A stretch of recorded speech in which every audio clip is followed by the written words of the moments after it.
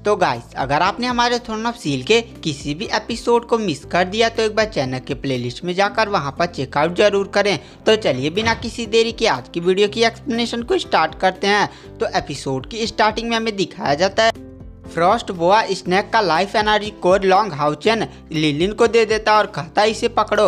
उसके बाद लॉन्ग हाउचन निराशा के दलदल में आगे बढ़ने लगता है और लॉन्ग हाउचन को बहुत ही अजीब सी स्मेल आने लगती है जो काफ़ी ज़्यादा खूबसूरत लग रही थी, पर उस स्मेल में कुछ ना कुछ गड़बड़ जरूर थी। और वहाँ पर लॉन्ग हाउचन आगे बढ़ते जाता है। लॉन्ग हाउचन को कुछ एरिया में पहले कुछ तितलियाँ उड़ती हुई दिखाई देती हैं और वहाँ पर पंछियाँ भी थी, लेकिन लॉन्ग हाउचन थोड़ा सा आगे बढ़ता और देखता है जिस रास्ते को वो लोग फॉलो करते हुए चल रहे थे उसके दोनों तरफ बहुत ही ब्यूटीफुल रोज के फ्लावर होते हैं। और वहाँ पर लॉन्ग हाउचन कहता है इतने सुंदर फ्लावर, और वहाँ पर जो चेन इंगर होती है वह कहती है वाह कितने सुंदर फ्लावर है। हाउचन की टीम भी कहती है वाह कितने सुंदर फ्लावर है, और वो लोग उसमें आकर्षित होकर जाने लगते हैं। तभी लॉन्ग हाउचन उन्हें रोकता और कहता रुको, तुम लोग एक बात यहाँ नोटिस कियो, पीछे कुछ तितलियाँ पंछी तो उड़ रही थी लेकिन यहाँ पर इतने सुंदर सुंदर फ्लावर हैं लेकिन एक भी पंछी या तितली या कुछ भी दिखाई नहीं दे रही है। तुम्हें यह कुछ अजीब नहीं लगता? यहाँ पर कुछ ना कुछ गड़बड़ है, इस फूल में जरूर ही कुछ गड़बड़ है। तो वहाँ पर लॉन्ग हाउचन कहता है तुम लोग रुको, मैं जाकर एक बार चेक कर आता हूँ। उसके बाद लॉन्ग हाउचन अपनी स्वॉर्ड ऑफ नेचर को लेकर धीरे धीरे उन फूलों के बीच के वाले रोड पर चलने लगता है और लॉन्ग हाउचन को वो फ्लावर में से बहुत ही ब्यूटीफुल खुशबू आ रही होती हैं। और तभी लॉन्ग हाउचन एक फ्लावर के सामने पहुँचता है जो बहुत ही बड़ा होता है और काफ़ी ज़्यादा उसके अंदर से महक निकल रही होती है। और लॉन्ग हाउचन आकर्षित होकर उस फूल की तरफ अपना हाथ बढ़ाता है। तभी वह फूल अचानक से एक बहुत ही अजीब मॉन्स्टर में कन्वर्ट हो जाता है और उसके बहुत ही लंबे दांत होते हैं और फूल तुरंत लॉन्ग हाउचन को खाने के लिए आगे बढ़ता है। तभी वहाँ पर जो लिलिन होता है वह चिल्लाता है लॉन्ग हाउचन बचो, और तुरंत लिलिन अपना फायर क्रिस्टल समन करके उस फूल पर आग की वर्षा कर देता है और लॉन्ग हाउचन तुरंत होश में आता है और तुरंत वहाँ से वह कूद जाता है। और वहाँ पर जो लिलिन की आँख होती है वो उस फ्लावर पर गिरती है लेकिन उस फ्लावर पर कुछ भी असर नहीं हुआ था।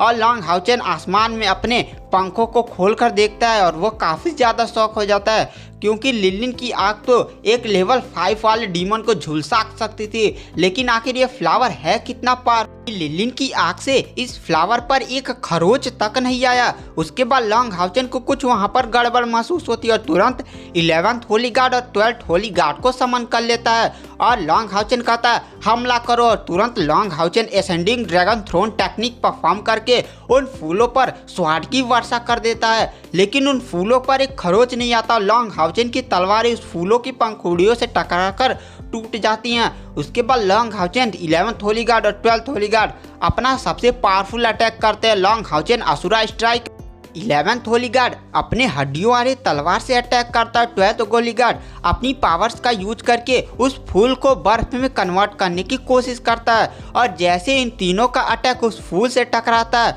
उस फूल पर एक बहुत ही बड़ा धमाका होता है और उस फूल की केवल एक पंखुड़ी ही कटती है।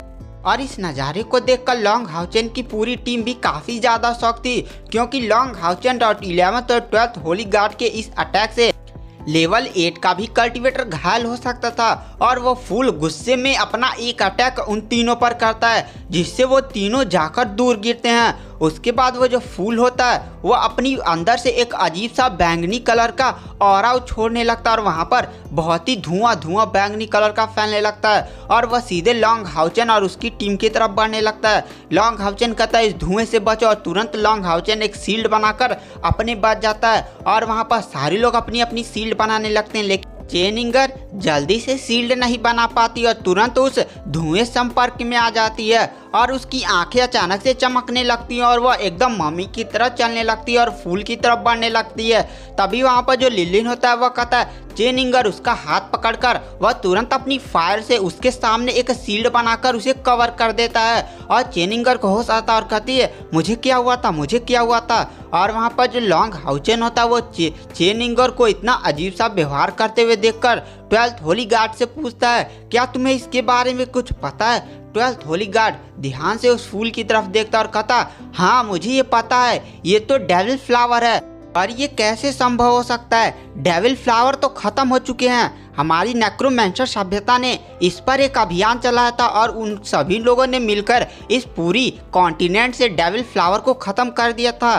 पर शायद ये लोग निराशा के दलदल में नहीं आए, यहाँ पर डेविल फ्लावर बच गए। ये काफ़ी ज़्यादा खतरनाक है। लॉन्ग हाउचन, तुम्हें यहाँ से निकल जाना चाहिए। हम लोग अभी इतने ज़्यादा पावरफुल नहीं है कि इसका सामना कर सके। तो लॉन्ग हाउचन कहता है तुम्हारी बात सही है, सारे लोग वापस चलो। और लॉन्ग हाउचन उड़कर वापस जाने लगता है। तभी अचानक से लॉन्ग हाउचन के माथे से हान्यू का सिंबल चमकता है और अचानक से हान्यू उस धुंध में कूद जाता है। लॉन्ग हाउचन कहता है हान्यू तुम ये क्या कर रहे हो?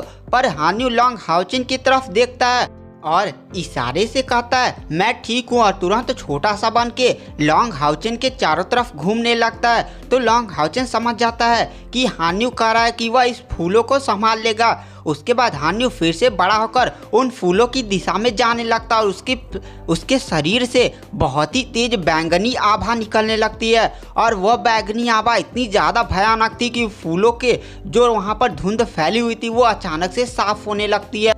अचानक से हान्यू की बॉडी से बहुत ही अजीब सा एक लाइट निकलती है और वहाँ पर जितनी भी जहरीली धुंध होती है उन्हें अपने अंदर समाने लगती है। और इस नज़ारे को देखकर हाउचन काफ़ी ज़्यादा कंफ्यूज हो जाता है और हान्यू वहाँ पर कूद कूद कर जितने भी फूल थे उन्हें खा रहा था। और उसे देखकर लॉन्ग हाउचन सोचता है कि हान्यू का 5th सिर इवॉल्व होने वाला है, क्योंकि हाउचन को तब की घटना याद आने लगती है जब डेमन हंट स्क्वाड कंपटीशन के पहले वह एक दिन लिलिन के साथ ऑक्शन हाउस में गया था, जहां पर हान्यू ने वहां पर ऑक्शन हाउस का एक स्टोन खा लिया था, जिससे उसका 2nd सिर इवोल्यूशन के लिए वो चला गया था। आज वही घटना यहाँ पर हो रही है, लेकिन यहाँ पर हान्यू स्टोन नहीं बल्कि फ्लावर खा रहा है और एकदम वही रोशनी उसके बॉडी से निकल रही है। और वहाँ पर थोड़ी देर में जो हान्यू होता है वहाँ पर लगभग सारे फ्लावर को खा जाता है। अब एक ही फ्लावर बचा था, डेविल फ्लावर, और हान्यू दौड़ते दौड़ते उसके पास जाता है और उसे भी खा जाता है। और इस नज़ारे को देखकर हाउचन की टीम भी काफ़ी ज़्यादा शॉक थी, क्योंकि जिस फ्लावर को 11th holy guard, 12th holy guard और लॉन्ग हाउचन मिलकर एक खरोच नहीं लगा पाए, हान्यू ने उसे बहुत ही आसानी से खा लिया। उसके बाद वहाँ पर जो हान्यू होता है वह तुरंत लॉन्ग हाउचन की चारों तरफ गोल गोल घूमने लगता है और वह कुछ इशारे से हाउचन को समझाने लगता है। और उसका इशारा का मतलब यह था कि लॉन्ग हाउचन को उसके साथ उसके दुनिया में चलना होगा, क्योंकि उसका 5th सिर इवॉल्व हो रहा है। और वह लॉन्ग हाउचन को इशारे में बताता है कि मेरा 5th सर जल्द ही इवॉल्व हो जाएगा, उसमें ज़्यादा टाइम नहीं लगेगा। तो लॉन्ग हाउचन हाँ में सिर हिलाता है। उसके बाद वो अपने साथियों से कहता है तुम लोग यहीं मेरा वेट करो, और 11th होली गार्ड और 12th होली गार्ड उन लोग की सुरक्षा के लिए लॉन्ग हाउचन उन्हें वहीं छोड़ देता है। उसके बाद लॉन्ग हाउचन और हान्यू उसके दुनिया में टेलीपोर्ट हो जाते हैं। और गाइस, आखिर हान्यू के 5th सर के बाद क्या होगा, ये सब जानने के लिए आपको नेक्स्ट एपिसोड का वेट करना पड़ेगा। Thank you, bye bye.